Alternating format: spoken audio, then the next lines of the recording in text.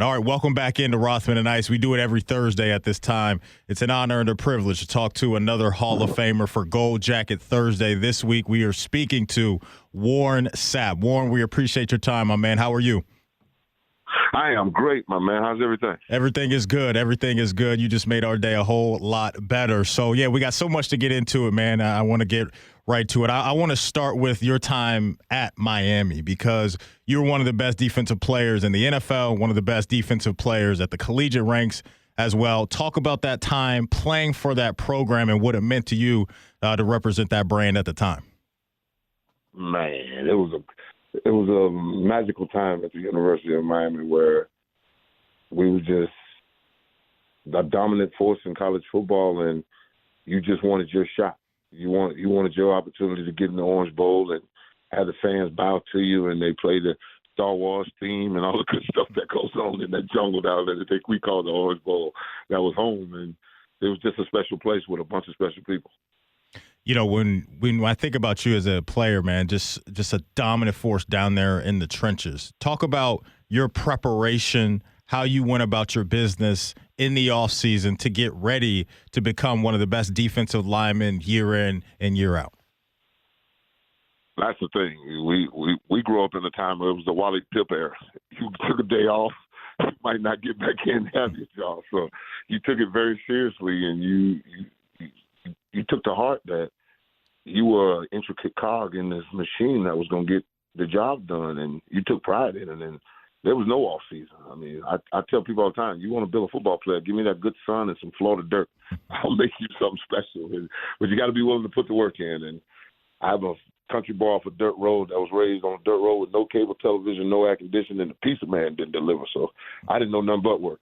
It didn't matter to me. Yeah. Just let's go about it, because once it's all over, nobody's going to ask you how you did it. They're just going to ask you, did you get it done? You were a bit of a wild card heading into the draft, and I think a lot of people have seen the clips of the Jets fans wanting you. They draft Kyle Brady instead. Who did you think was going to draft you? That alarm clock went off a long time ago. You can go to the next subject. All right, no problem. So with the Buccaneers, Tony Dungy was very popular in your locker room. How long did it take for John Gruden to win over that locker room? I imagine that there were some ruffled feathers after Tony Dungy was ousted. No, it's a business. When you got a new head coach, you got to move forward. And Gruden was a guy that wanted to go 140 miles an hour in a car that only go 110. So we had to match his intensity, which it was something new for us because Dungy didn't demand that from us like what Gruden demanded from us. So he wanted us to score touchdowns. He talked about us being great defense. He said, "We'll score some points around here. I want 9 touchdowns." We scored 9 touchdowns and won us a Super Bowl. So trust me, there was no ruffled feathers. We just, we got a job to do. And we had a head man that was leading us in the proper manner, and we went and got the job done. Talking to one of the best defensive players in the history of the league, and Warren Sapp here on Gold Jacket Thursday. Warren, I want to ask you about the number 99 and how you came to love that number and why you wanted to rock that number, right? I'm always curious for athletes because there's a lot of different stories for guys and why they wear that number, whether it's paying homage to somebody else or something that happened in their past. How did you get to the number 99 and why you wanted to stick with that? When I was at the University of Miami, they moved me to D-tackle, and Bob Carmelo was, God bless his soul, and Ed Ogeron looked at me, and they had Coach Cortez, Russell, and Jerome, and they looked at me and said I can be better than all of them. And the guys kept telling me I remind them of Jerome. And Jerome wore number 99, and I was never supposed to wear anything else, and he passed away that summer of my red shirt freshman year that I was about to start playing, and Mark Caesar came to me and asked me to switch jerseys with him. I was never supposed to wear 76. I was always supposed to be 99. So I wore 76 because Caesar switched with me, and that was my mentor that taught me the position. And I just kept the number because Darren Crown wore 99 for 1 week and took it off, and I wasn't going to wear it after he wore it. So it's kind of a personal thing. It was my number from the get-go, and it was there waiting on me when I got to Tampa. So it wasn't even a question about it. Warren, we're in Columbus, so we're only an hour and a half away from Cincinnati. How close were you to signing with the Bengals instead of the Raiders in free agency? Mike Brown took the deal off the table after he told me I had an hour to accept it. We accepted it in 57 minutes. He got back on the phone and said he's bidding against himself and he's not going to give the contract. So that was the last time I spoke to the Cincinnati Bengals and Mike Brown. Warren, you're still around the game right now. And, as you know, here in Ohio, there's going to be a lot of focus on Shedeur Sanders. And not just in Ohio, right? Around the football world, a lot of eyes are going to be on him and have been on him. You've been a part of that Colorado staff the last couple of years. There's a lot of people that 1 year. 1 year. So thank you. Seem to really Be my second one coming up here. Okay, cool. Thank you, man, for correcting me on that. But just talk about being around Shedeur, because there's so many people that it seems like, Warren, think they know who he is and what he is, but you've been around him. So talk to our listeners, a lot of Browns fans, about what they're getting in Shedeur Sanders. I'm not here to deplete Shedeur's case for him. He'll do it himself.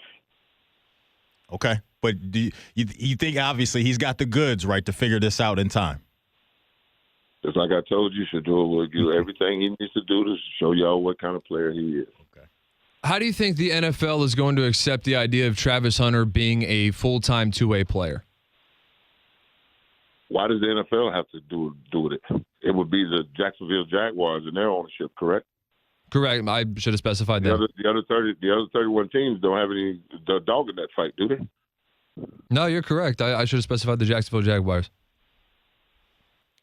I think they should be fine with it, but hey, I don't know. We're gonna find out. Yeah. The young man played 400, 3-4 more games than everybody else in college, and what are you gonna do with him on the National Football League? Because it ain't like you doing a bunch of practicing. Right. All right. You might well get your money's worth out of him on a football field where he can actually help you prevent people from scoring and actually score points. Yeah. But it's Jacksonville, South Georgia, so ain't no telling what might happen. I hear you on that. We're talking to Warren Sapp here on Gold Jacket Thursday, member of the Pro Football Hall of Fame. Warren, when you look around the league right now and you look at maybe a defensive lineman or two and you turn on games on Sundays or whenever you get to catch up on the league, who's a guy that you like how he gets down on Sunday down there in the trenches?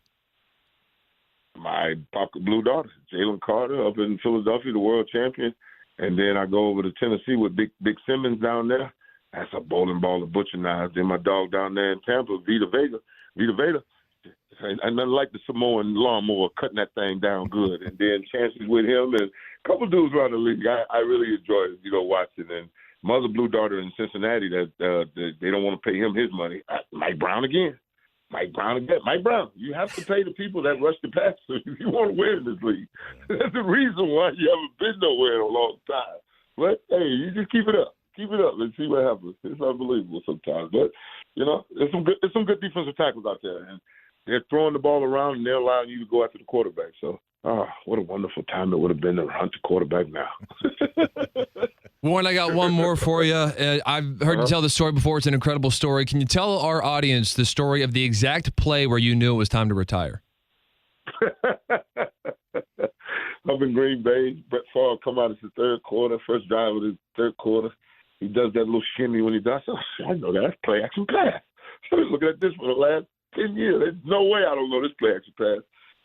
I don't know the kid's name, but I think he's number 73. And if I think it's Coolidge, maybe in the guard. I don't know.